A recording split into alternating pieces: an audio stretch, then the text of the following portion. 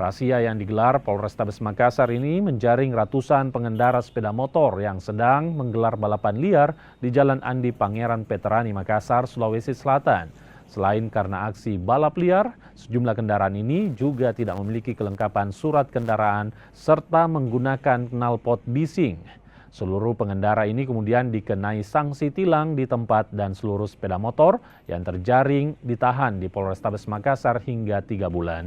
Banyaknya laporan warga sehingga razia balapan liar akan terus digelar di Kota Makassar. Kita laksanakan operasi khususnya untuk pengemudi sepeda motor yang menggunakan knalpot brong atau racing, karena knalpot ini sudah sangat meresahkan masyarakat.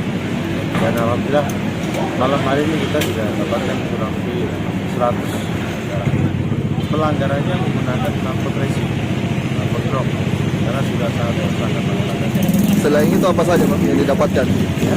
Selain itu apa saja yang didapatkan di lapangan Bang?